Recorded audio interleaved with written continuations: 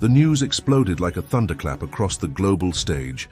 Nicolás Maduro, the Venezuelan strongman, arrested. For a fleeting moment, the world held its breath, wondering if this was the long-awaited turning point for a nation ravaged by crisis. Images of military convoys, swift movements, and hushed reports from Caracas painted a picture of a dramatic, almost spontaneous upheaval. But was it truly spontaneous?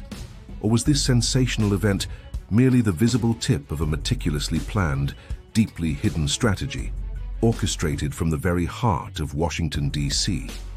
The immediate impact was undeniable, a seismic shockwave that reverberated from the halls of power to the streets of a struggling nation. Initial reactions were a study in stark contrasts.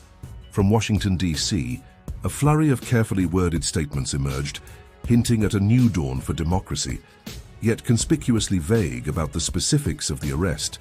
Official channels maintained a narrative of supporting democratic transitions, while unofficial whispers hinted at a more direct, decisive hand. In Caracas, the official narrative was one of outrage and defiance, condemning what was swiftly labeled an illegal act, a brazen violation of sovereignty.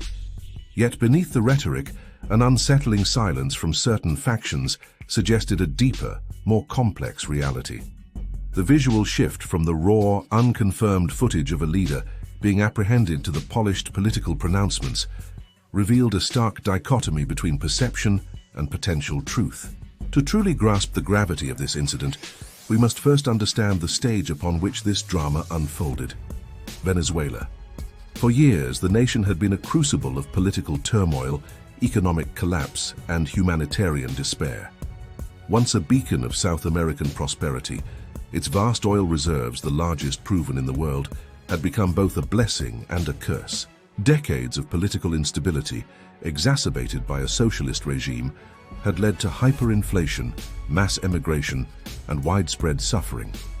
Its international isolation grew, yet its strategic importance, fueled by that black gold, remained undiminished.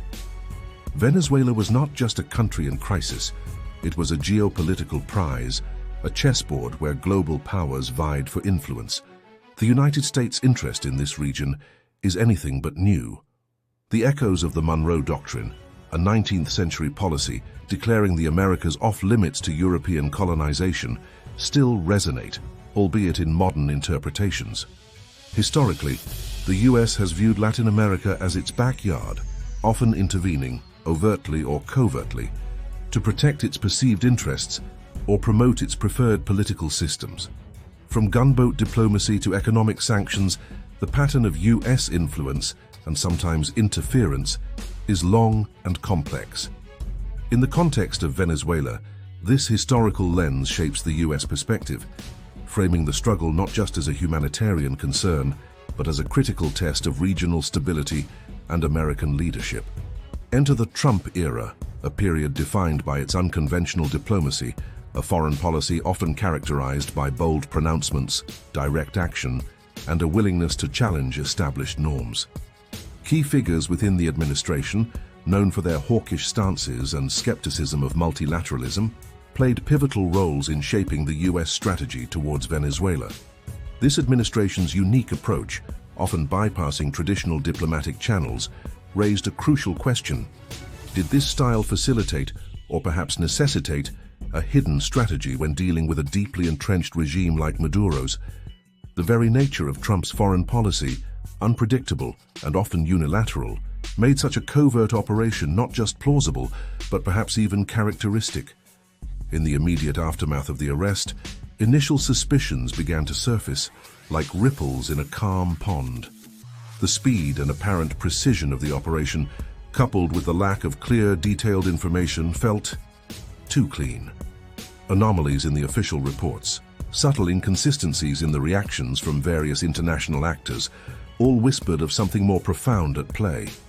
Why was such a high-stakes operation executed with such efficiency, yet shrouded in such ambiguity?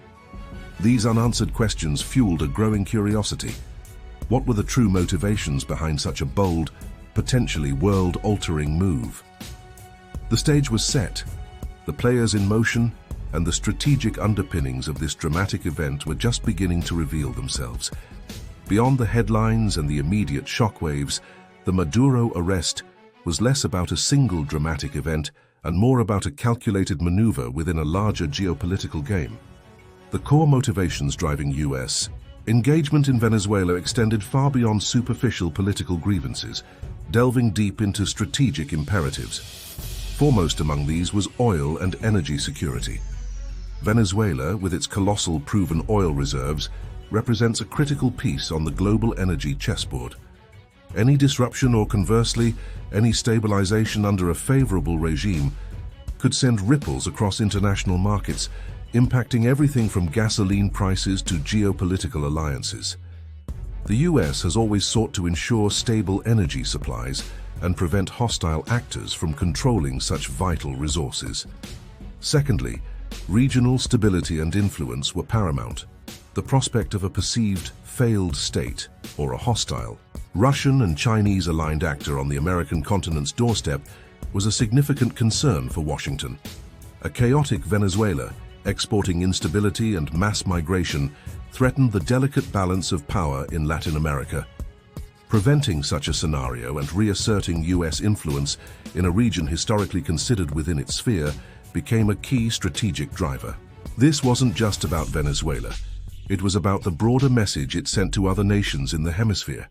Finally, and perhaps most critically, was the containment of external actors. Over recent years, Venezuela had become a welcoming port for US rivals.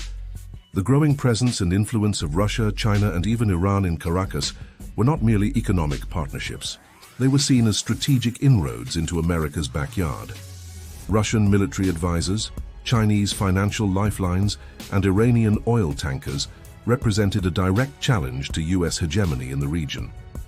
The Maduro arrest strategy, therefore, was intrinsically linked to pushing back against these external influences, disrupting their operations, and re-establishing a clear geopolitical boundary.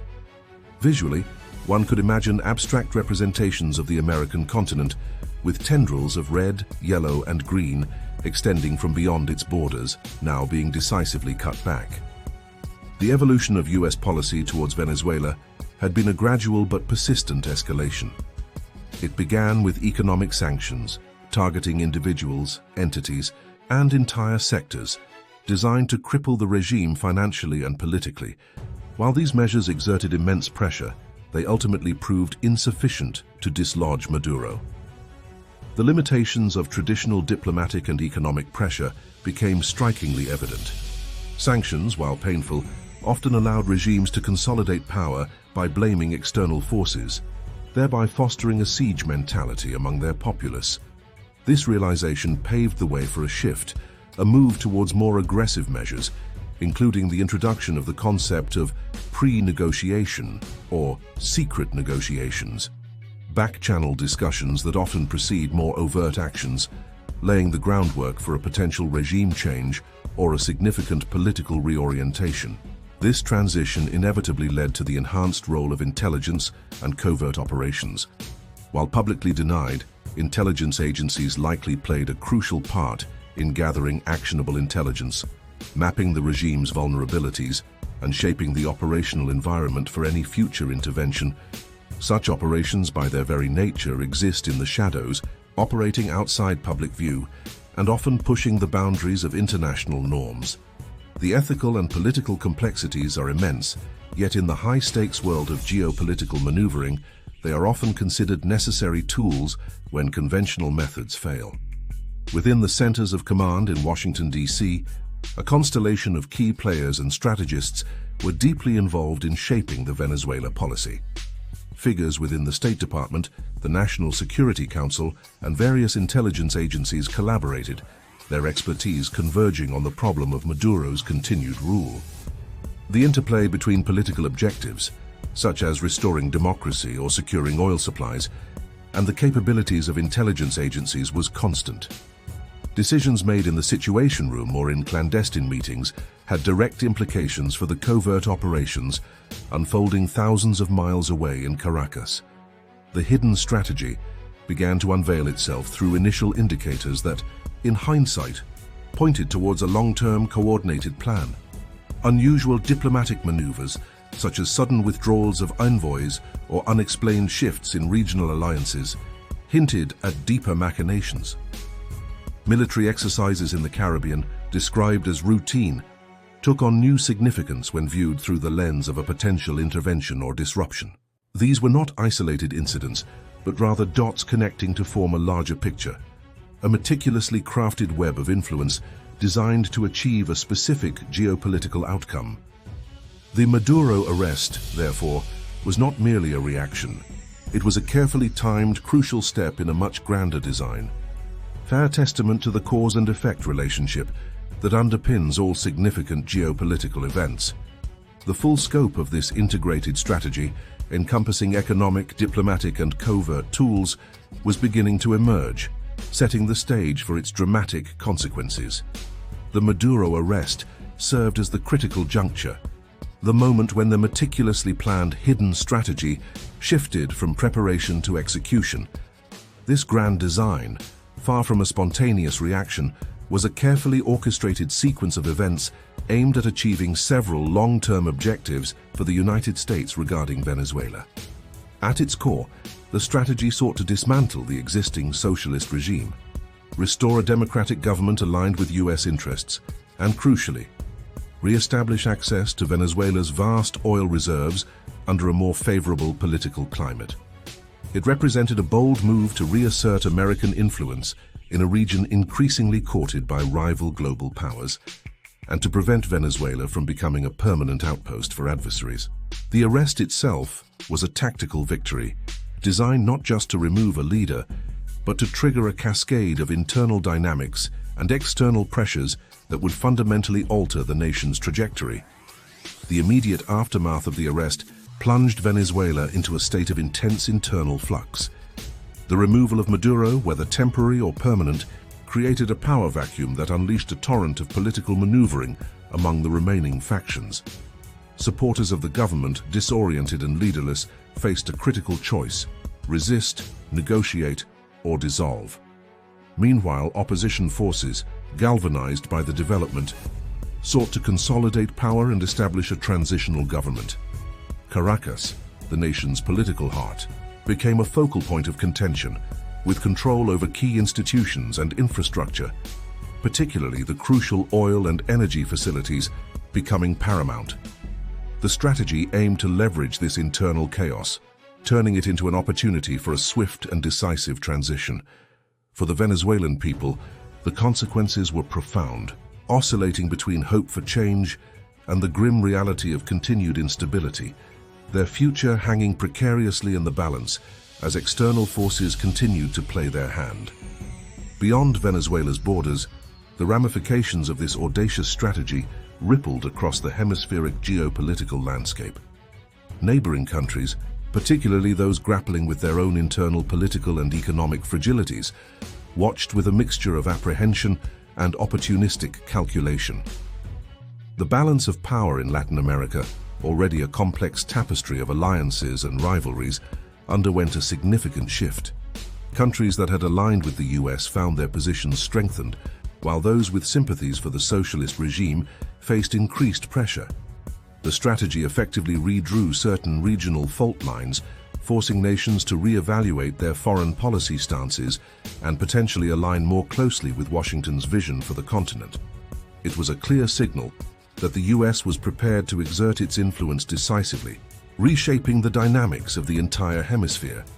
The geopolitical ripple extended far beyond the Americas, touching the shores of global powers. Russia and China, both of whom had significant economic and strategic investments in Venezuela, reacted with a mix of condemnation and strategic recalibration. For Russia, Venezuela represented a key foothold in America's backyard, a strategic counterweight to NATO expansion. For China, it was a source of oil and a recipient of substantial loans, part of its growing global economic influence. The US strategy, therefore, was also a direct challenge to the growing presence of these rivals, signaling a willingness to confront their influence in regions traditionally considered within the American sphere. This move inevitably heightened global tensions, raising questions about international law, national sovereignty, and the permissible limits of intervention in the internal affairs of a sovereign state. The interconnectedness of global politics meant that an event in Caracas could send tremors through Moscow, Beijing, and beyond. This hidden strategy inevitably prompts a crucial ethical and political reckoning. While proponents argue for the necessity of such actions to protect national interests, promote democracy, or prevent humanitarian crises, critics raise serious concerns about transparency, international law, and the potential for unintended consequences. The line between strategic necessity and overreach becomes blurred, forcing a difficult contemplation of whether the ends justify the means. It encourages us to critically evaluate the justifications offered by states for their actions, to question official narratives, and to seek a deeper understanding of the complex interplay of power, morality, and geopolitics. The unfolding narrative of the Maduro arrest serves as a powerful reminder that geopolitical events are rarely as simple as they appear on the surface. What might seem like a sudden, isolated incident is often the visible tip of a much larger, carefully constructed strategy, years in the making. The world stage is a complex chess game, and understanding its moves requires constant vigilance, critical thinking, and a willingness to look beyond the headlines. The story of Venezuela and the hidden hands that shaped its destiny is far from over, inviting us all to remain informed and curious about the intricate dance of international relations and the enduring nature of power.